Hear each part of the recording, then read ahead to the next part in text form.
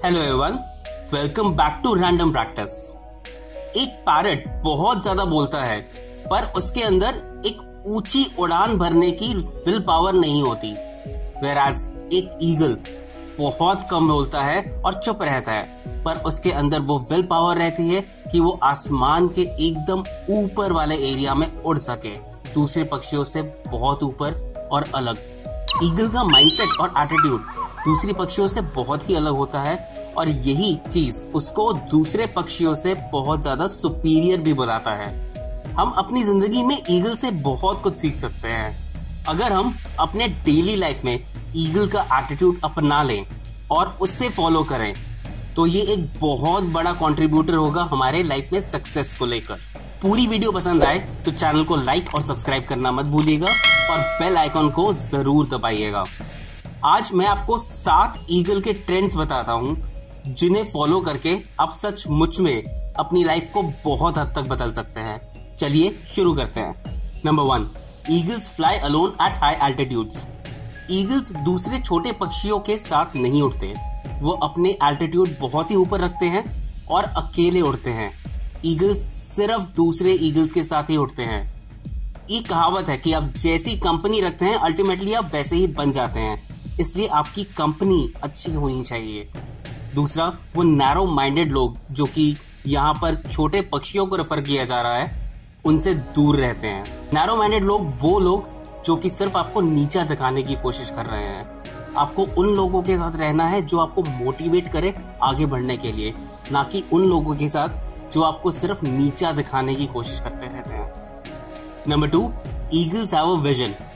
Eagles के बाद बहुत एबिलिटी होती है कि वो 5 किलोमीटर दूर भी अपने प्रे को देख पाते हैं, फोकस रहते हैं, और बीच में कोई भी ऑब्स्टिकल आए वो अपने प्रे से फोकस नहीं हटाते हैं जब तक वो उसे पकड़कर खा नहीं लेते।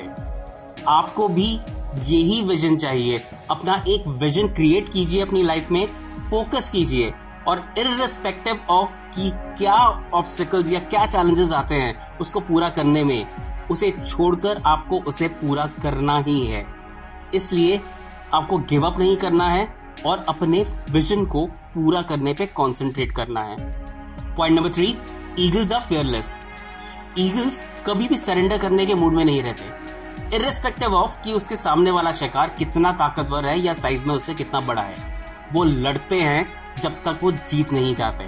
इसका सिंपल मतलब ये है कि लाइफ में आपकी कितनी भी बड़ी प्रॉब्लम्स आए, आपको उससे लड़ना है। जो लोग सक्सेसफुल होते हैं वो प्रॉब्लम्स देखकर भाग नहीं जाते, वो फेयरलेस रहते हैं और उन प्रॉब्लम से लड़ते हैं जब तक वो जीत नहीं जाते। Number 4, eagles are tenacious. Eagles को स्टॉर्म बहुत पसंद है। जब भी बादल आते हैं ईगल्स खुश हो जाते हैं कि तूफान आने वाला है। एक बार तूफान आता है तब वो तूफान के स्ट्रेंथ को यूज करते हैं क्लाउड्स के ऊपर जाने के लिए, और एक क्लाउड्स के ऊपर ग्लाइड करते हुए आगे बढ़ते हैं। बल्कि दूसरे पक्षी स्टॉर्म आने पर छुप जाते हैं कहीं ना कहीं और अपने आप को बचाते हैं। इसका सिंपल मतलब ये है कि जब लाइफ में चैलेंजेस आते हैं या फिर बुरा वक्त आता है, उस वक्त आपको छुप के भागना नहीं है, आपको उसे अपॉर्चुनिटी की तरह यूज करना है ताकि उन चैलेंजेस पर खड़े होकर आगे बढ़ सकें। नंबर 5, ईगल्स नेवर ईट डेड थिंग्स। ईगल्स हमेशा अपने शिकार किए हुए जानवर का मीट खाते हैं। वो कभी भी किसी मरे हुए जानवर का मीट नहीं खाते और ना ही उसे हाथ लगाते हैं। इसका सिंपल मीनिंग ये है कि आपको अपने पास्ट सक्सेस पर रिलाय करके नहीं रहना है। आपको कंटिन्यूअसली नए अपॉर्चुनिटीज देखने हैं और नए एरियाज को देखने हैं जिनको आप कॉन्कर करके सक्सेस पा सके। इसलिए अपना पास्ट आप पास्ट में ही रखें और आगे बढ़ते चले नई चीजों के। Number 6, eagles prepare for training. Eagles को जब अपने छोटे बच्चों को सिखाना होता है उड़ना, उस वक्त वो सभी नरम घास अपने नेस्ट से बाहर निकाल देता है ताकि वो लोग बहुत ही अनकंफर्टेबल हो जाए नेस्ट में और उन्हें मजबूरी में उड़ना पड़े। अल्टीमेटली एक टाइम आता है जब वो नेस्ट बहुत ही अनबेरेबल हो जाता है और उनके बच्चे उड़ना शुरू करते हैं। इसका सिंपल मीनिंग ये है कि आपको अपने कंफर्ट जोन से बाहर निकल के काम करना है। कभी भी अपने कंफर्ट जोन में सेट होकर रह जाना एक आपकी ग्रोथ को रोक देता है। इसलिए हमेशा अपने कंफर्ट जोन से बाहर जाकर काम करने की कोशिश करें, उससे आपको ज्यादा सक्सेस मिलेगा। Last point, eagles possess vitality. कोई ईगल जब 40 साल की उम्र में पहुंचता है तब उसके फेदर्स बहुत वीक हो जाते हैं। उस समय वो इतनी ऊंची उड़ान नहीं भर पाता और ना ही इतना ताकत रहती है।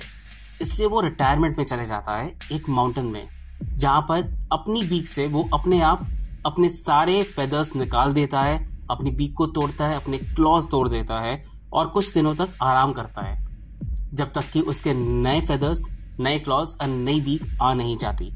और उसके बाद वो पहले से भी ज्यादा ऊंची उड़ान भरता है और वापस शिकार पर जाता है। इसका सिंपल मीनिंग ये है कि आपकी जो चीजें हैं जो कि आपकी लाइफ में कोई वैल्यू ऐड नहीं करती या कोई बेफालतू का बर्डन रखा हुआ है आपने अपनी लाइफ में, उसे शेड ऑफ करते हैं। चाहे उन चीजों को छोड़ना कितना ही मुश्किल क्यों ना हो, पर जो चीजें आपको तकलीफ देती हैं उन्हें छोड़ दें ताकि आप दोबारा एक ऊंची उड़ान भर सकें।